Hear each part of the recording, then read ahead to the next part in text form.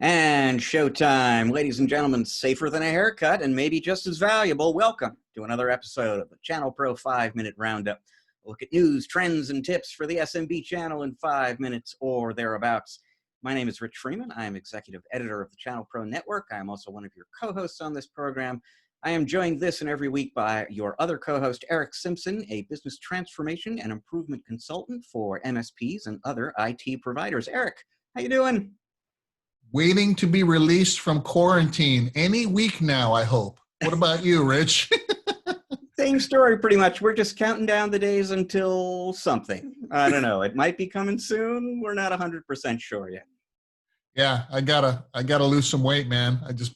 It's been rough. I gotta say, I'm working out in the mornings. This is good, but I'm not getting the steps in during the day. So yeah. Yep. Get out of here. I always blow out my step count. When in the before 4 times when I travel all the time. Yep. I mean, you can't help but get your steps in when you're going through airports and trying to get to, and walking around conferences and all that good stuff, right? Yeah. I mean, didn't have to think about it. Now it's like, oh my goodness. Yeah, I'm not as spry and young as I used to be. The stuff doesn't just melt off when I'm sitting around all day in my home office. Yep.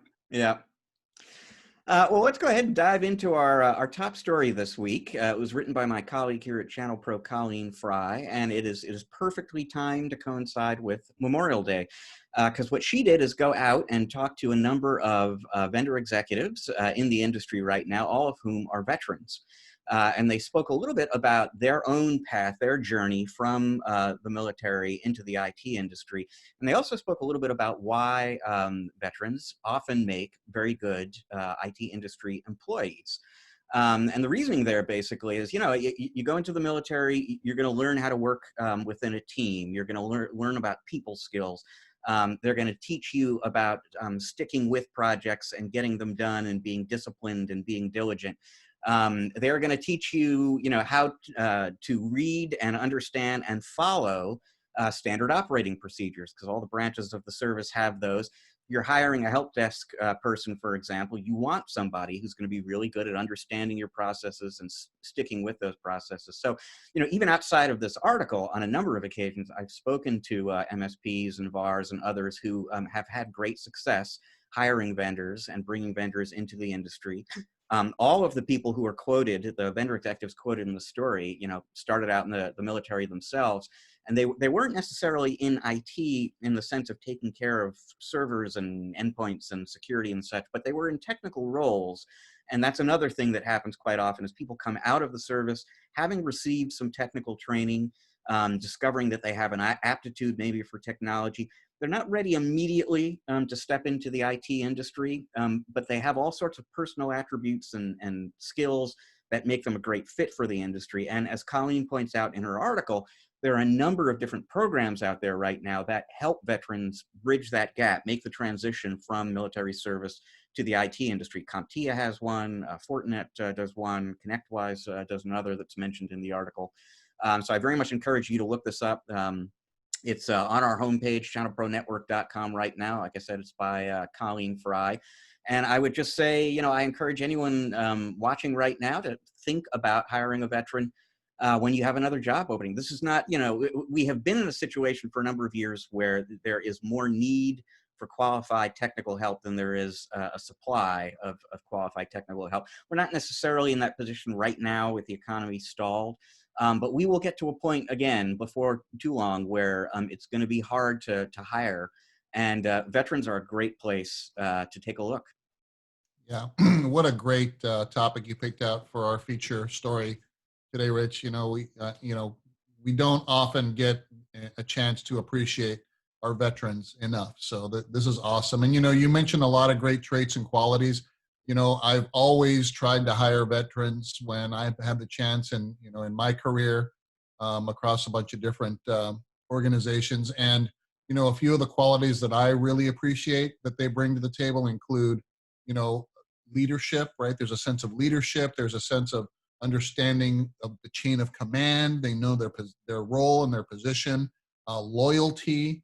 And again, just that attention to detail and following process and procedure that you mentioned as well. But the military does a lot of that, teaching chain of command, communication skills, leadership. Oh, and accountability for sure, right? They understand accountability as well. So yeah, it's if you can add veterans to your roster of staff, I think it's always a plus. And a key point there is all the stuff that you were just talking about. That's the stuff that's hard to teach. Like you can teach somebody to take care of this operating system or that hardware platform, but the qualities in a person that you were talking about there, that's the stuff that's hard to find and especially valuable. And in fact, one of the persons Colleen spoke to, who works at Exabeam now, the security vendor, when he was applying for a position after getting out of the military, the hiring manager looked at the resume and said, I like you, your resume is all wrong. But he got the job anyway because this guy understood that this person is who I want in this role, and I can kind of fill in the blanks on the other stuff. So yeah, keep in A mind great what really needs to be a priority when you're hiring. That's a great point. I mean, cultural fit, affinity, those types of things, sometimes, and I'd say in almost every case where I've seen someone not make it in a position or role, at an organization, it's because they didn't have those cultural qualities that aligned with the organization's goals. It wasn't because they weren't proficient in their, technical expertise or something. It was just they just didn't fit from a cultural perspective somehow. And so, yeah, when you find folks that exhibit these qualities, they can only add to your organization. And I love the opportunity, if you have it, is just hire the best people, and then they'll figure out how to add value without you having to babysit them too much. You find the right folks that have the right DNA, and they will figure out how to add value and build the organization. Great point. Now it's time for your tip of the week. We're going to follow up on an earlier one because on an earlier episode of the show here, you were talking about how it's really never too early to start talking to your clients about the return to the office as these stay-at-home restrictions ease around the country right now. You want to be ready for meeting their expectations. This week, you're talking a little bit more on that same kind of topic from an internal standpoint.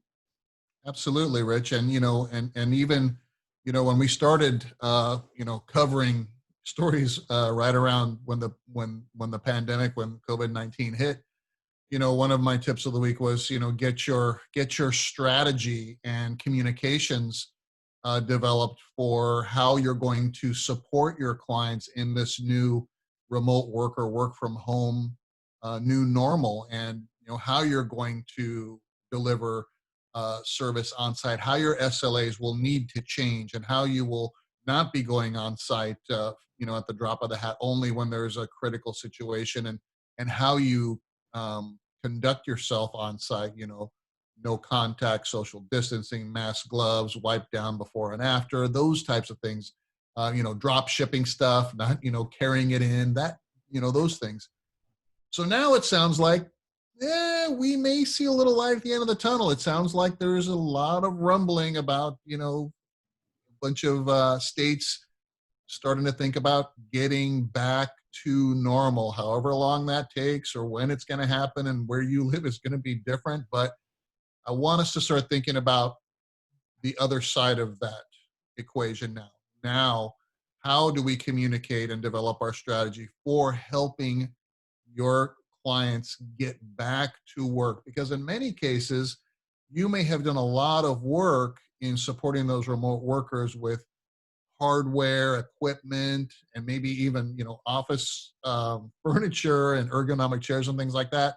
What's the strategy for when clients have invested in those remote worker bundles to get that integrated back into the office, if that is the plan? Or reach out to your clients and start having the conversation, so that you can figure out how many folks will be coming back and how many folks will, maybe they'll just stay work from home, or maybe part-time it, so that you can now architect your new service and support strategy, and perhaps have the client authorize some more sals now for ongoing support in this next evolution of your business relationship with them. And then again, how do you roll your SLAs back? Do they need to be adjusted? Will you continue to only go on site when there is an outage? What happens to projects and things like that? There's a lot of planning that needs to go on now in order to help your clients get back to the best semblance of business as usual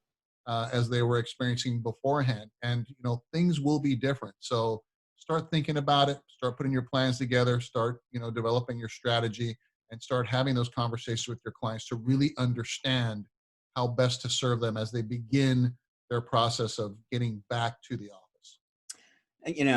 Obviously a very timely topic, but it's especially timely for me because just a few hours ago, I was recording the ChannelPro Weekly podcast that we do, speaking with an MSP in Florida where they're a little ahead of the curve, in terms of the rest of the country about opening things up. There's a very particular kind of conversation you're going to wind up having with your customers that may or may not prove to be a little bit awkward, which is just how safe an environment is that client going to provide for its own employees, and therefore how safe an environment is that going to be for your employees who may have to go visit that office. Because you're in a position as a channel pro these days where you kind of have to balance that desire to serve your customers and provide excellent customer service, but also protect your employees. And so if you have, you're going to have to define what your standards are for a safe environment to send an employee into, and just make sure that your customer is able to provide that kind of an environment and let them know what the consequences might have to be if they're not. Like I said, it can be an awkward conversation. That's a great point you bring up, Rich. I also had a conversation with a consulting client that I'm working with this morning. And, it's one of those, in case the cabin loses pressure, you put your own mask on first before you help others kind of a conversation. He's getting ready to bring his entire MSP staff back into the office on Monday. So tomorrow, he's having some sort of fumigation team come in to their offices and completely disinfect and fog everything in preparation for Monday. I don't know what is all entailed in that, but these are the lengths that he is going to. So, I mean, heck, if you're doing something like that, or get an idea from this episode, recommend that to your clients too, and say, hey, here's somebody that we're using. Maybe you should think about using them too. Great tip. And the good news is the MSP I was speaking to a little bit earlier today said this really hasn't been a problem with any of his customers, but it's definitely been something that they've talked about. Here are our expectations and standards. What are yours? It's a good thing to iron out with your customers before that situation potentially arises. Right, and it's a great kind of an addendum to your minimum certified environmental standards. The place has to be, has to be sanitary. It has to be disinfected. In addition to, your operating systems have to be at this patch level and all this other stuff. I mean, what are the environmental requirements that you're going to dictate to existing clients and new prospects in order to do business? And it's simply, helping them provide a safer environment for their own staff as well. So we've got time for just one more story this week. And as long as we were following up on an earlier story in that segment, why don't we go ahead and do it here in our final segment this time around? You might recall, if you're a regular viewer, last week we were talking about an unusual strategy, a failed strategy, basically, to compensate for the fact that as professional sports comes back, the stadiums in which games are played are probably going to be empty. And in South Korea, there was a football team that meant to go out and buy some mannequins, put the mannequins in the stands, make the stands look a little bit less empty. Turned out they weren't mannequins; they were actually sex toys. It was a bit of an issue. They got fined for it. Here's another strategy, maybe for compensating for those empty stands there. This one comes from Japan. It's being experimented with by Japan's football league. I assume that's their soccer league there. It's a system called the remote cheerer. It's by Yamaha, actually. And the idea basically is, okay, maybe the stands are empty, but you at home, you can grab your smartphone, and if you want to jeer a player or cheer a player, you just, yell whatever it is you want to yell, what you would have yelled if you were in the stands, and it gets piped into the stadium via this system. Ingenious. You can still catcall. I'm thinking of this in terms of baseball. You want to give the batter a hard time, you can still do it from a safe social distance. Wow, and still go Pokemon hunting while you're at it, right on your smartphone too. What another brilliant advance. Yep, yep, yeah. Another innovation in entertainment from Japan. Well, folks, that is all the time we've got this week on the 5-Minute Roundup. Thank you so much for joining us. If you like the show, you want to take a look at some older episodes you missed, you want to keep up on the new ones as they come out, what you want to do is go to the ChannelPro Network channel on YouTube and subscribe to that. Make sure you click that little bell icon if you want to get the notifications when the new episodes go up. You want to read Colleen Fry's excellent story about hiring vets, or just learn about what's happening in the industry, get great business growth advice for your company, please visit channelpronetwork.com on a daily basis. We have got excellent new content for you there every day. To learn more about Eric and the work that he does with his clients, please go to ericksimpson.com. That is ERICK Simpson.com. So we will be back again with another episode of the 5-Minute Roundup for you next week. Until then, folks, please enjoy the rest of your week. Eric and I are enjoying the rest of your week already.